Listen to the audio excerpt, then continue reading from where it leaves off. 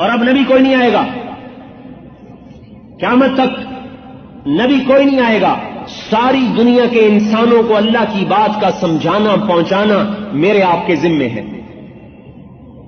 تبلیغ کا کام یہ آپ کو کیوں اکٹھا کیا ہے؟ تقریر کرنے کے لیے نہیں. میں تو خطیب کوئی نہیں ہوں، تقریر کرنے کے لیے نہیں، ایک بات پیش کرنے کے لیے اکٹھا کیا ہے کہ ہم نے جو کلمہ پڑھا ہے اس نے پابند کیا ہے کہ محمدی بن کے چلو، اور جو ختم نبوت کا اقرار کیا ہے اس نے پابند کیا ہے کہ میرے پیغام کو آگے پہنچاؤ. الا فلیبلغ الشاہد الغائب، میرا پیغام آگے پہنچاؤ. بلغوا انی ولو آیا، قربان جائیں. ایسی بات کی سب کے لیے آسان کر دیا. بہت سے لوگ کہتے ہیں علم ہوتا نہیں تبلیغ کرتے پھرتے، علم ہوتا نہیں تبلیغ، علم کے بغیر تبلیغ. بھائی میرے دوستو، علم کا کیا معیار ہے؟ عالم کی کیا پہچان ہے؟ جو عالم ہوگا نا وہ اپنے آپ کو کبھی عالم نہیں کہے گا، وہ ہمیشہ اپنے آپ کو جاہل ہی کہے گا. جتنا علم بڑھتا ہے اتنا جہل بڑھتا ہے. لہذا کوئی یوں کہے کہ علم کامل سیکھ لوں پھر تبلیغ کروں، یہ تو موت تک نہیں ہو سکتی. اور جتنا علم بڑھتا ہے اتنی جہالت کا اعتراف بڑھتا ہے. ہاں کوئی میرے جیسا ہو کہ مجھے علامہ کیوں نہیں کہا، مولوی کیوں کہا؟ اس لیے آپ نے عجیب بات فرمائی، بلغونی ولو آیا. ایک بات تو آتی ہے نا، اس کو بھی لے کے چلنا شروع کر دو. ابتدا بتائی ہے، انتہا نہیں بتائی. اور پھر دعوت میں مسائل نہیں بتائے جاتے، مسائل علماء کا کام ہے. دعوت دینے میں کہ بھائی لوگوں کو دین پر تیار کرو. یہ ایک آدمی ہے، میں نے اس کو اللہ کے حکموں کے لیے تیار کرنا ہے. مسائل نہیں بتانے، اس کی منت خوشامد کر کے اس کو اللہ کی بات پر تیار کرنا ہے. جب وہ تیار ہو جائے پھر اس کو کہنا علماء سے مسئلے پوچھو، وہ علماء بتائیں گے. لہذا دین کے لیے لوگوں کو تیار کرنا یہ تو ہر مسلمان کی ذمہ داری ہے.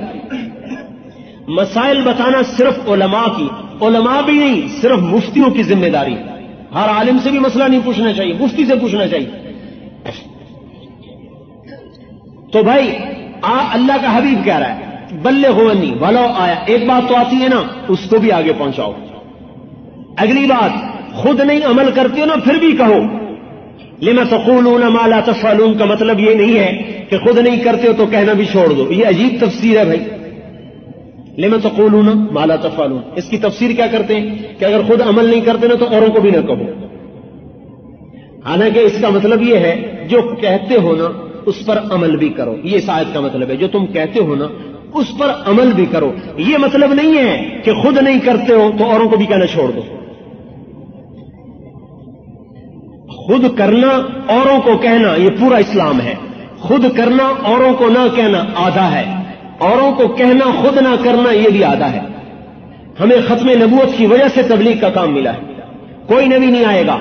ساری دنیا میں 4 ارب کافر ہیں.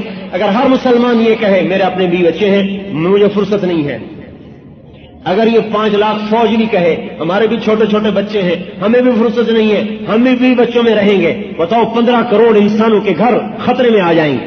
چند لاکھ آدمی قربانی دیتے ہیں، 10 مہینے سمندر میں پھر رہے ہیں، 2 مہینے کی چھٹی ملتی ہے. 10 مہینے مورچے کھود رہے ہیں، 2 مہینے کی چھٹی ملتی ہے. 10 مہینے میں کتنے مر گئے، کتنے بیمار، کتنے مصیبتیں، کتنی مشکلیں. انہوں نے کہا ہاں اس گھر کو قربان کرو تاکہ اوروں کے گھروں کی حفاظت کی جا سکے. کوئی مفتی یہ فتویٰ نہیں دے سکتا کہ فوج کا سپاہی حقوق العباد کی حق تلفی کر رہا ہے.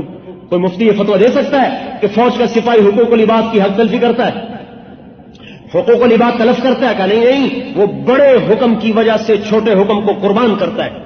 اس لیے جب وہ مرتا ہے تو شہید ہوتا ہے، مردہ بھی نہیں ہے، زندہ ہے. تو اس میرے بھائیوں، تبلیغ کوئی جماعت نہیں ہے، تبلیغ ختم نبوت کا کام ہے. تبلیغ ختم نبوت کا کام ہے. ختم نبوت کا کام اتنا نہیں ہے کہ اگر ختم نبوت کے خلاف کوئی عقیدہ پنپ جائے تو اس کا دفاع کیا جائے. یہ تو دفاعی کام ہے نا. یہ فوج والوں سے کوئی، ایک ہوتا ہے دفاع، ایک ہوتا ہے حملہ، اٹیک. اور جو فوج دفاع کرتی رہے وہ کبھی نہیں آگے مار کیا کرتی. جو فوج حملے کے قابل ہوتی وہی ملک فتح کیا کرتی. ایک تو ختم نبوت کے عقیدے کے خلاف کوئی بات وجود میں آ جائے، کوئی نبوت کا دعویٰ کر دے، اس کا دفاع کرنا یہ تو ایک ادنا سا جز ہے ختم نبوت کے کام کا. یہ ختم نبوت کا کل کام نہیں ہے، یہ جز ہے، جز. ختم نبوت کا کام یہ ہے اگر اس پر حملہ ہو تو دفاع بھی کرو، اور اقوام عالم میں 4 ارب کافر ہیں، ان کے گھر گھر جا کر اللہ کا پیغام پہنچاؤ۔ یہ ہے مکمل کام ختم نبوت کا۔ جب نبی نہیں آئے گا تو اپنی عقل سے میں سوال کروں کہ جب نبی نہیں آئے گا، میرے اپنے مسلمان بھائی شراب و زنا میں ڈوب گئے، انہیں کون جنت کی یاد دلائے گا کہ جنت میں بھی شراب کی نہریں ہیں، جس کا ایک قطرہ انگلی پہ لگا لو تو سارا جہان معطر ہو جائے، دنیا کی شراب پی لو تو منہ سے بھی بدبو آئے، اور جنت کی شراب کا ایک قطرہ انگلی پہ لگا لو تو سارا جہان معطر ہو جائے۔